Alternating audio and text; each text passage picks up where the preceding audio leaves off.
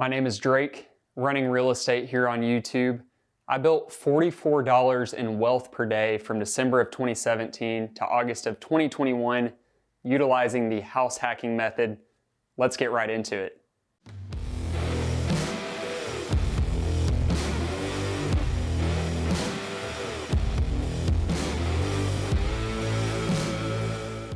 Rewind to Friday, December 5th, 2017. I signed about 100 papers, and at the age of 23, I was an independent homeowner. I did not rush into this decision. I did not have a second thought. This was all according to the plan. I will never forget sitting down, back against the wall in the living room thinking, I've already crossed off the homeownership box. Talked to a few folks, they were skeptical, but already at this point, I was practicing not really listening to everybody, but I did take some time to write about what I was thinking with this purchase. Yes, I knew going into it, I wanted to employ the house hacking method. And there is something in the water right now with real estate investing. People spend weeks, months, years looking for the perfect deal. And during that time period, they fail to realize the infrastructure of people profiting from their indecision by selling them courses on what decision to make. My main argument is the best time to buy is always yesterday. Something that's left out of the conversation as well is the baseline living expense of an apartment, say $600 to $700 for a one bedroom. You have to factor that in when you're weighing out a decision to purchase a home. House hacking is the practice of buying a primary residence with the intention of having live-in tenants or roommates foot the bill for the mortgage and help you pay down that principal balance. Today, I'm going to show you all the 4 key benefits of owning a property and utilizing the house hacking method with actual numbers. But first, let's talk about some tips and some of the subjective benefits to doing the house hacking method. The first benefit to the house hacking method is quality of life. When I decided to take on this, I knew that I could buy a slightly nicer home than if I was footing the whole mortgage by myself. With roommates, I was able to achieve my goal of skipping the starter home. Instead of the $175,000 to $200,000 investment, I went straight for the $262,000 investment, which was top of my budget. A couple of quality of life realizations. I was in a nicer home than I would have been if I was paying the entire mortgage on my dime. And also my roommates were living in a best value living situation. In 2017, at age 23, I was exploring a variety of career paths, and I also took this as a learning opportunity to see how I liked owning property. There's really no better way to build your skill set than being a live-in landlord as opposed to a live-out landlord. In searching for and confirming roommates, I learned a bit about what people are looking for in a living situation. In addition, I learned a lot about the home buying process itself, what it means to delay underwriting to receive points off of your loan, home insurance, liability insurance, really a whole bunch of things that help me going forward. So you're saying there's a chance. Yes, there is a chance of capturing appreciation if you hold an asset. If you do not, there's no chance of that appreciation. Recently, I was reading an article about saying yes and figuring it out later, and that's really what I did with this first home purchase. The average age of a first-time home buyer in the US is 33. I went for it at 23. Was I fully prepared? Probably not, but I'm so glad I bought when I did because I learned so much through the process. I can't say it loud enough, record everything. It is imperative, even if you have live-in roommates, that you do draft a lease agreement. I don't usually point to internet sites, but this is such a standard document that's an easy place to find one. And you'll thank me later when you go into underwriting for your next investment property and you have record that your live-in roommates paid you X amount on a month-to-month basis. Somewhat of a tough conversation.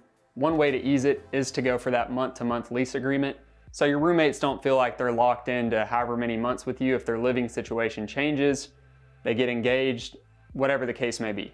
We've gone through some tips, we've gone through some benefits of the house hacking method away from the numbers side. If you do care about the numbers, we're about to jump right into the actuals. Stay tuned. As previously mentioned, the way I see it, there are 4 important benefits to owning a property with the house hacking method. Most importantly, appreciation. Secondly, debt paydown. Don't forget third, tenant income. And lastly, to wrap it all up, tax advantages. I'll be the first to say I'm an appreciation buyer. I think it's the most powerful of all the advantages.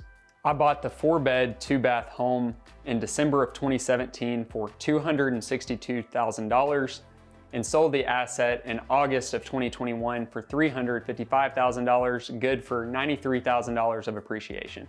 Don't get too caught up in that number. That is not normal appreciation whatsoever in any real estate market, but the metropolitan area I bought in boomed in the last 4 years. And that was good for 35.5% appreciation over the life of holding the asset. With the house hacking method, I stretched my budget just slightly and I reaped the benefit of gaining that 35.5% appreciation on a $262,000 asset and not a $175,000 asset. Let's talk some debt paydown. My opinion, when house hacking, it is best to be extremely fair, and that's why when I factored out the monthly payments, I removed principal from the equation and my 2 roommates and I split the remaining amount from the mortgage 3 ways. We'll go into those numbers. For math's sake, the mortgage was $1,724 and the monthly principal was $445. Like I said, I viewed the principal as a savings account, so I went ahead and covered that. The remaining $1,278 we split 3 ways, so effectively I was paying half of the payment and my roommates were paying 1/4 of the payment apiece. So all in, I paid about $20,000 in debt down through the principal balance over the life of owning the home. Advantage number 3, let's talk tenant income. In the life of owning the property, I collected $34,995 of tenant income, and I'll break that down for you guys. Keep in mind that I lived in the property from December 2017 to October 2019 with the live-in roommates. From October of 2019 to October of 2020, I rented out to a long-term tenant, moved back in October of 2020 until selling the property in August of 2021.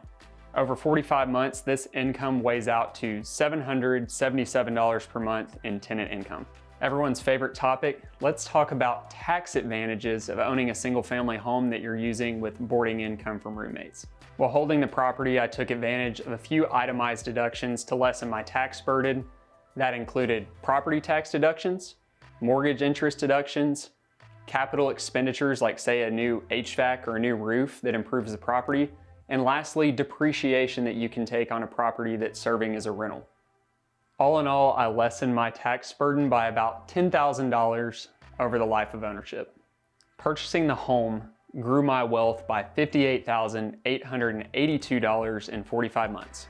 The asset appreciated $93,000 and I received $34,995 of tenant income payments during that time. I paid down $20,064 in debt through mortgage payments. I also paid $10,809 less to the IRS, protecting about $11,000 in wealth.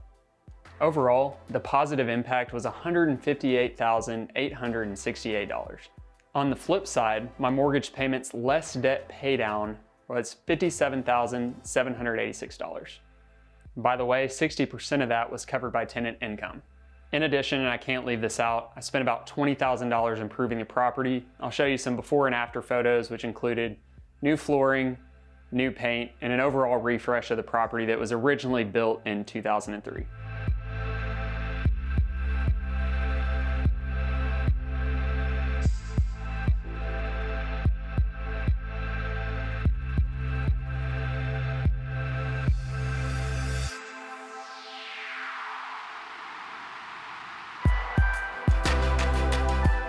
Overall, my net spend was $99,986. Everything above comes out to $43.63 per day in wealth built by implementing the house hacking method on my first purchase.